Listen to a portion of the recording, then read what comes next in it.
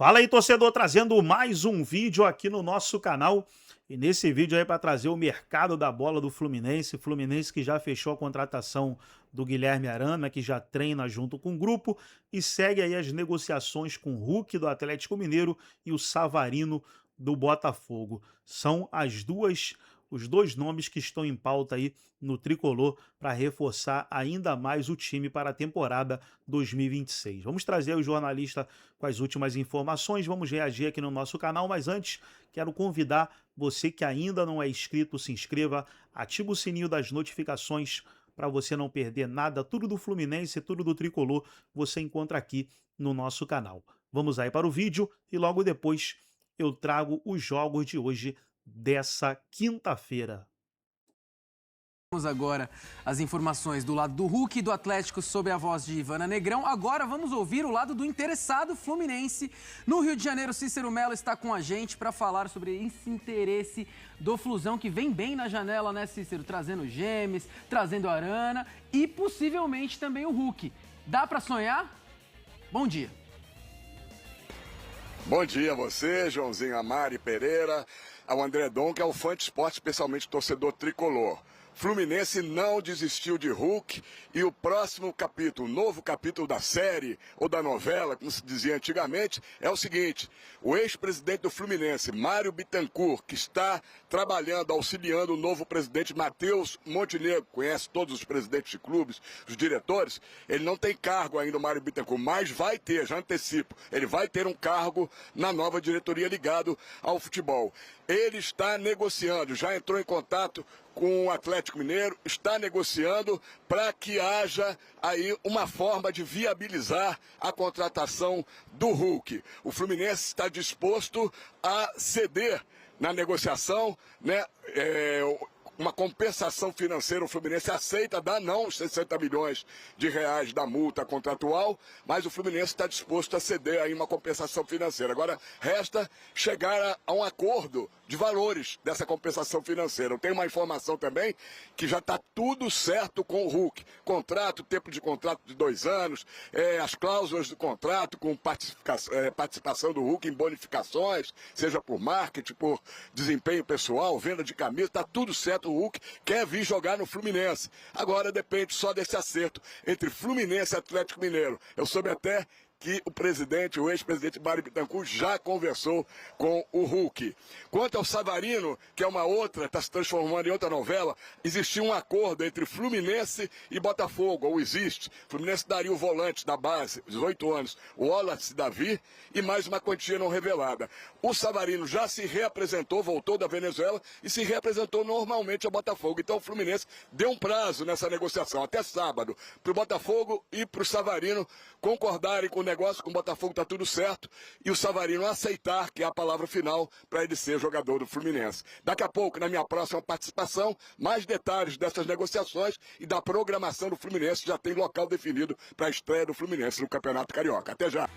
É verdade, Joãozinho, conforme nós informamos na nossa primeira participação, em relação ao Savarino, a Roberta já trouxe agora a informação do lado do Botafogo, o Fluminense tem tudo acertado com o Botafogo para uma troca, o Wallace Davi volante, garoto de 18 anos da base de Xerém, e mais uma compensação financeira. Agora o Fluminense espera só até o sábado pela resposta do Savarino e também do Botafogo para avaliar se vai ter o negócio ou não. Se não derem uma resposta até sábado, é provável que o Fluminense desista do negócio e parta para um outro nome. Em relação ao Hulk, a informação que a gente já tinha trazido, para quem chegou agora, é a seguinte: o Fluminense não desistiu de contratar o atacante do Atlético. O Mário Bittencourt, ex-presidente do Fluminense, que está auxiliando o novo presidente Matheus Montenegro, entrou na parada já conversando diretamente com a diretoria do Atlético para tentar viabilizar essa liberação do Hulk, da multa contratual que o Fluminense não vai pagar de 60 milhões de reais. Mas o Fluminense aceita pagar uma compensação financeira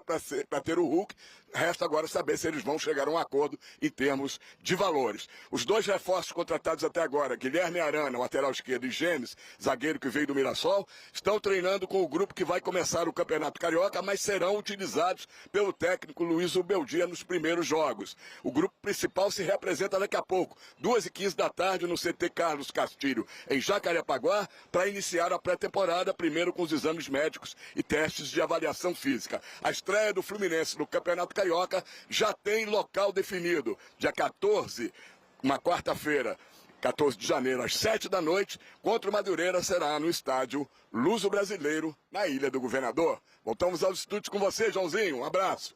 Grande Cícero, muito obrigado pela participação, meu parceiro. Olha só, reforços do Fluminense nos últimos anos. Em 2025, Igor Rabelo, Freitas, René, Hércules, Otávio, Santi Moreno. Tem gente que a gente nem lembra mais, Mariana. Lescana, Costa, Laiega, Canobi, Everaldo, Paulo Bai e Soteldo. E em 2026, pô, tá só começando também, né? Gemes e Guilherme Arana, 2 bons reforços. E aí também a negociação para contar com Hulk e Soteldo. Eu vou entregar aqui no ar... Ah, na realidade, Savarino, né? Savarino, não Soteldo. Eu acho que o Savarino tá um pouquinho acima do Soteldo, vamos falar a verdade, né, gente? Tanto de altura quanto de qualidade, eu imagino. Mas assim, pensando em Hulk e Savarino, os 2 atletas que o Fluminense namora nessa janela, se der pra contar com os 2, assim, sonho. O Fluminense vem grandão. Melhor dos mundos. Mas se você tivesse que optar por Hulk ou Savarino pra 2026, eu acho que eu sei a resposta, tá, Donk? Mas não custa perguntar. Então, será?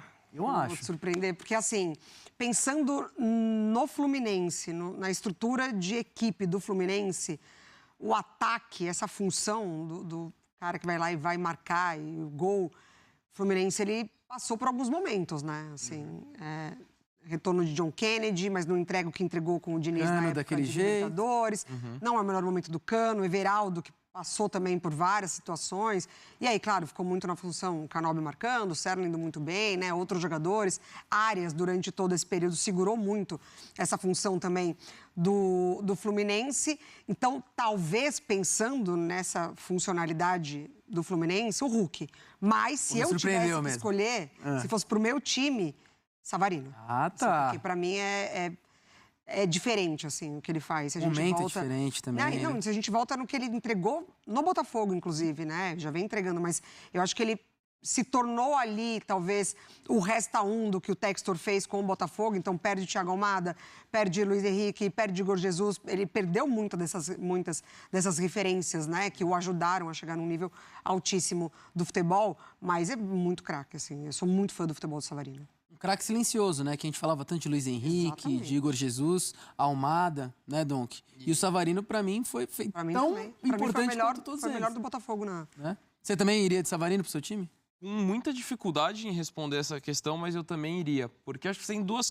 Acho que se você pensar num ano, o que precisa mais, concordo. É o centroavante, ainda mais num momento que o Fluminense teve essa dificuldade, com a queda do Cano, Everaldo... com as dificuldades que teve ao longo da temporada. Então, é uma posição mais carente no Fluminense. Só que você pega 2 jogadores que tiveram um ano abaixo dos outros anos. O Savarino e o Hulk, não que foram péssimos, nada disso, mas tiveram uma queda em relação ao que vinham apresentando. O Savarino, para mim, foi muito mais uma questão circunstancial de todo o Botafogo, com toda a mudança. É um cara de 29 anos, então você tenha mais a longo prazo. O Hulk, pode ser que continue entregando demais, assim, porque o que ele faz na idade dele é um negócio absurdo. Só do que ele já entregou até os 39, 40 anos já é um negócio fora da curva. Mas em algum momento vai ter essa queda. Então pode ser que esse momento da temporada passada pode ser indicando esse momento de queda que é completamente normal. Acho que é uma boa contratação, ainda mais para o Fluminense, tem tudo para dar um bom encaixe, mas pensando mais a longo prazo, se você tem que eleger uma das duas, eu pensaria mais a questão do Savarino, pensando na sequência dos próximos anos que ele poderia entregar, e você também poderia buscar outro centroavante no mercado, também pensando mais a longo prazo. Então é muito mais por essa questão, porque acho que os dois chegam para entregar bastante. O próprio Savarino, acho que pensando numa forma como ele se associa, no Acosta, que chegou muito bem, acho que poderia dar uma liga muito boa no time do Fluminense. Então, a gente não está falando que uma é boa e outra é ruim, mas você tem que eleger, as duas são boas. Feito. Só que a do Savarino, acho que pensando mais a longo prazo, poderia ser um negócio mais interessante se tivesse que eleger uma das duas. Colocando o nosso expert de Fluminense no papo, Rafael Marques. Eu não vou te colocar na cilada que eu coloquei meus companheiros aqui, a gente tem que escolher um Aliviando, ou outro. aliviando. Eu vou te trazer outra questão para você analisar. Caso dê tudo certo para o Fluminense nessa janela e o Flusão possa contar com o Hulk e Savarino, dá para o torcedor se animar com a Libertadores, que foi adquirida a vaga no finalzinho da temporada, ou ainda precisam de outros reforços, Rafão? Ainda precisa de um pouco mais, principalmente pensando aí mais na fase de marcação do meio-campo, né? Eu acho que ainda cabe uma discussão se esse modelo de meio-campo do Fluminense, embora ele tenha se mostrado extremamente eficiente nas mãos do Zubeldia, para uma Libertadores ele é o mais indicado. Uma competição com uma exigência diferente, com jogos mais pegados. O Fluminense foi um ótimo mandante nas mãos do Zubeldia, desde que ele chegou para assumir o comando técnico da equipe do Campeonato Brasileiro, mas foi um visitante ruim. E ser apenas um bom mandante pode ser insuficiente para uma Conmebol Libertadores. Pode ser não. Será insuficiente numa Conmebol Libertadores. Então precisa melhorar um pouco nessa questão. Embora tenha bons jogadores, mas talvez falte ali uma questão envolvendo esse equilíbrio mais sem a bola, sem contar como é que fica o time sem o Thiago Silva, né? E aí eu não estou falando só sobre o zagueiro, não. Estou falando sobre a liderança, sobre o emblema, sobre o cara identificado com o clube, com a torcida. O Fluminense se ressente de encorpar melhor o seu sistema defensivo. Está trazendo jogadores para a posição. O James vai ser útil, mas é até uma crueldade colocar na conta dele o ônus de substituir o monstro, né? O Arana vai ser titular, penso eu, na vaga do René. Agora, em relação especificamente à discussão do Hulk, do Savarino, uma coisa que dá para dizer é que o Fluminense ganha elementos que têm identidade com a competição. Savarino campeão, né, pelo Botafogo, o Hulk tendo já uma experiência enorme jogando esta competição também, competições internacionais. Eu acho que isso traz digamos, um olhar diferente dos adversários para o Fluminense, pensando em Conmebol Libertadores. Agora, vocês sabem por que, João, Mari, Donk, o Fluminense contratou tanto entre dezembro e janeiro da última janela e menos na atual circunstância cronológica? Saberiam dizer por quê? Me conta, por favor. Por dois motivos. Primeiro, porque era o último ano da gestão do presidente Mário Bittencourt, que ficou praticamente todo o tempo enquanto presidente, muito mais tomando conta do futebol, né, de maneira incisiva, do que fazendo só outras coisas relacionadas ao cargo de presidente. O Fluminense não teve um vice-futebol durante muito tempo. Então, era o último ano, precisava dar uma resposta importante ao torcedor. E segundo, porque o Fluminense teve, em 2024, um ano de ressaca após a apoteose de 23 com a conquista da Libertadores. Então, trazer uma quantidade grande de peças novas era uma maneira de chacoalhar o elenco. Atualmente, dentro do clube, o Fluminense com o novo presidente, o Matheus Montenegro, que é a sequência da gestão do Mário Bittencourt, ganhou o candidato da situação. O Fluminense entende hoje no futebol que tem uma espinha dorsal, um bom técnico, não precisa se mexer tanto quanto precisava no final do ano passado e início do ano retrasado, né? E início de 2025. Essa é a razão, ou estas são as razões para a diferença grande em termos numéricos do Flu, daquele momento do Flu para esse momento, meus amigos. Faz todo sentido, Rafa. E eu vou pegar outro gancho que você trouxe pra gente. O Rafa disse que, para ele, o Fluminense ainda precisa olhar com bons olhos ali um reforço para a marcação do meio-campo. E, ao mesmo tempo, também não é interessante para o James ser o cara que vai substituir Thiago Silva apenas. Até por isso que o Fluminense também mirou o Joaquim, zagueiro que joga no futebol mexicano e etc.